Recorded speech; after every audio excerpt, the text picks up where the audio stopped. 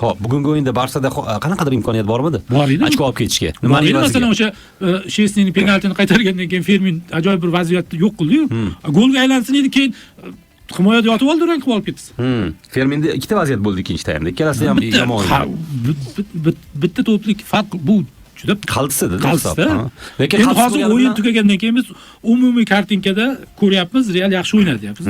Lekin shuncha toat ibodati bir tim bo'lardi, bitta vaziyatda urib ketgan. Va hozir shunaqa his bo'lmadimi sizda? Mabodo Barsa urganda ham Real urib olardi degan his bu.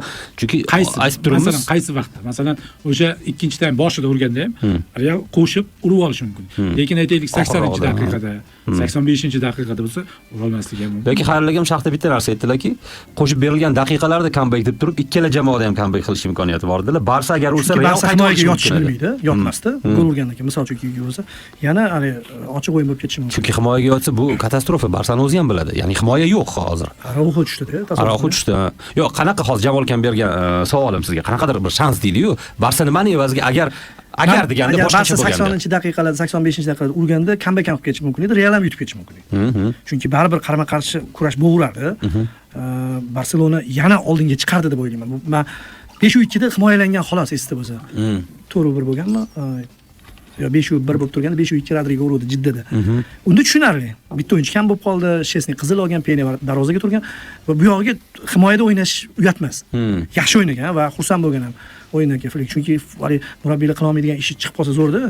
Himoyada o'ynadi-ya jamoada turib g'ururlanib ketib qoladi. Mourinho hayron, men maqtamoqda. Shuning uchun Real urishi ham mumkin edi deb o'ylayman. Bu jamoa boshqacha o'yina olmasligi Flikka kamchiligi emasmi? Ya'ni faqat hujum, himoyada o'ynata olmasligi, mana vaziyatga qarab turib orqaga tushira olmasligi jamoani. Shuning uchun ham u Bavariyada bir yangilik ishlaganda. Yetarlicha masalliq berishmagan keyingi yilga, u janjal qilgan, urushib ketib qolgan. Hozir ham shunaqa holat. Urushib ketib qolgan. Endi Barselonada hozir oldindek emas, Bavariyada nemis bo'lgan, o'sha yerda chiqqan, bemalol da'vo qilgan. Bor yo'qol deyishganda ko'chimi kimdir olib kelib qo'yishgan o'rniga. Lekin Barselonada u ko'rib turibdi. Barselonadan keyingi bekat yo'q-da unda. Va Pastakoglu nima bo'lib yotdi? Xuddi shuni sifatsiz futbolchilar bilan quradigan futbol. Ilma teshik bo'lib ketadi. Barselona hali ham ancha kompensatsiya qiladi-da. Masalan, 3 to'p qizib olsa 4 ta gol uradi. Lekin bugun baribir men qoyil qoldim. Shesni baribir juda ko'p vaziyatlarda liniyada yaxshi turganligi uchun qutqardi. Aks holda Jironani o'yinini ko'rganimdan keyin Flikka jahli chiqqanda shartdan aytgandim. Hozir men yugurayotgan bolalarning o'rnida Mbappeni tasavvur qilyapti. Degan baribir qochardida. Prinsip dahshat edi. Qochdi ham-ku baribir. Prinsip hisobga olinmadi-yu. Qochdi ham-da baribir. Hozir 1 santimetr ekanmi? Butsasini tushib qolgan ekan. Butsa emas, oyog'ining anaqasi boldiri. Boldir sal semizroq ekan-a? Olish kerak. Qanaqada, hozir offside qilchi. Keyingi yildan umuman tugagandan keyin boshlanadigan bo'lsa, Flik tugaydi shekilli falsafasi. Shunaqa bo'larmikan? Qiziq, elaki bunda ham deyarli hech narsa farq qilmaydi-da. Bunda ham santimetr rol o'ynab qo'yadi. Valensiyaga maza bo'ldi-da, Real o'ynaydi. Maza emas. Nega? O'z jamoa maza bo'lyapti-yu. Futbol qo'yibdi, kecha gapirgan. Ha, kecha birinchi marta bu jamoadan voz kechish haqida o'ylab qoldim. Birinchi marta. Villarrealga o'tmoqchimiz. 30 yil deyarli deganda shu jamoadan voz kechish haqida o'ylab qoldim. Qaraganda ajrashadi odamlar. Bu yerda Guardiolaga o'xshab. Barselonada bar muammolar bor. Katta muammo o'sha jarohatda bo'lsa, bugungi mag'lubiyatning sabablarida. Flikning qizili ham baribir. Maydon tashqarisida pastda bo'lganda nimadir boshqacha bo'larmidi?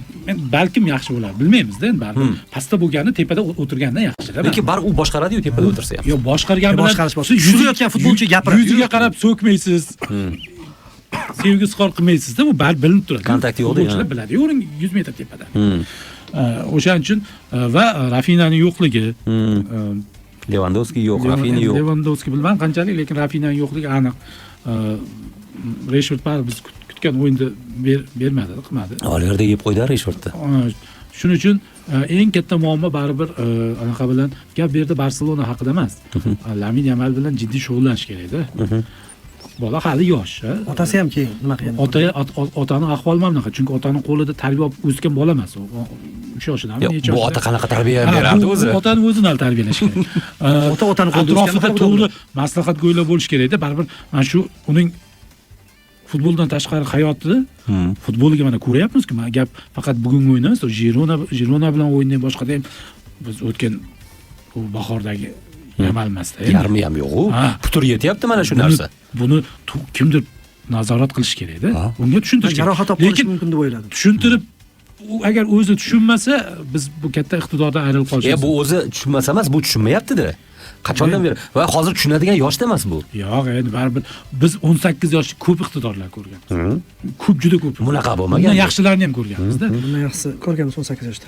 Endi masalan Mbappelar ham 17 yoshdan chiqib keldi. Ya agar mozgini kelasak zo'rlari chiqib keladi, keyin yo'q bo'lib ketdi-da. O'shanda Michael Owen bo'lishi mumkin. O'shanda Barselona Barselona girmadi ekandik.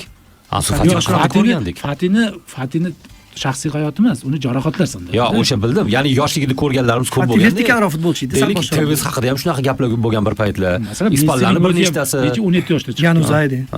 Yanuzaydi. Yo'q, shu nechtasi yo'q bo'lib ketdi, nechtasi. Rashford o'zi ham. Baribir to'g'ri maslahat beradigan uni men baribir qoyil qolaman Ronaldo bilan Messini atrofida nafaqat endi ular o'zi buyuk. Zo'r murabbiyga ham tushganda har bir qilgan ishi buyuk. Lekin atrofida ham to'g'ri odamlar bo'lgan ekan. Ha. Ronaldoning otasi bo'lmagan, lekin bunday ish bo'lgan yonida. Bitta murabbiyga ham bog'liqda. Yomon murabbiy emas. Anu dunyodagi eng zo'r etiladigan ikkita murabbiyning qo'lida bo'lgan, anu. Ikkalasi. Qarang, misol kimdir Pep deydi, to'g'rimi haligacha, kimdir Ferguson deydi-da. Ikkalasi tarbiyalagan. Bittasi ihota qilgan, bittasi o'g'il bola qilganda, qo'pol qilayotgan, yig'lab turgan paytda. Fergusondan ham tashqari qanaqa jamoadoshlar bo'lgan yonida. Demoqchiman, shu murabbiyda, gap murabbiyda-da. Flik ham yomon murabbiy emas-ku. Bir video bor, ko'rgan bo'lsangiz, Lewandowski bilan hazillashib o'ynayveradi. Ko'rganmisiz? Yamal. Yo'q. Boks qilib, Lewandowskini tepibmi, ketib qochib, boks qilib. Mashg'ulotdami? Ha, mashg'ulotda. Endi aslida Lewandowski unga otasi deydi. Ha, quloq chakkasiga tortib olish kerak. Tortib uni tarbiyalash kerak-da. Uni yosh bola deb munosabat qilsang, u 2 baravardan ham ko'proq ekan yosh. Ha, yosh boladan anaqa qilsangiz, munosabat u bilan qo'shilib o'ynayversangiz, u o'smaydi, qachon o'sadi? Qachon o'sadi? Qachon odam bo'ladi? Qachon odam bo'ladi? U faqat onasini tarbiyasini olgan bolada. Mamini sinochik deymiz-ku, erkak bo'lay deb. U oilada unaqa bir erkak kishining hammasini eshitmagan, boshqa qilmagan. Keyin bola paytidan istidodini endi u 7 yoshida ham shunaqa istidod bo'lgan, hozir 18 yoshida ham istidodda doim uni atrofdagilar anaqa qilganda, zo'rsan deydi. Odam zo'rman deb nimalarga ketib qolmaydi. To'g'risida. Uni sal tushirib turadigan, muzdek suv quyib turadigan odam kerak. Bo'lmasa dunyo futboli katta iqtidordan ajrab qoladi. Sekin masalan, bugun sal o'xshamadi, formada emas deymiz. 5 oydan keyin o'xshamayapti. Bu yil uning ishi o'xshamadi deysiz. Shu bilan keyin shu bilan tamom. Fatini kuni tushishi mumkin. Jarohatsiz bo'lsa ham. Jarohatsiz bo'lsa. Yo'q, o'zi jarohatdan men ko'pincha qo'rqaman, chunki hali doktorlarning gapi bor-ku, futbolchi yetarlicha mashg'ulot olib bormasa, qanaqadir nimadir sal bo'shashtirib qo'yadigan bo'lsa jarohat oladi. Tayyor bo'lmasa tushmasin deyishadi.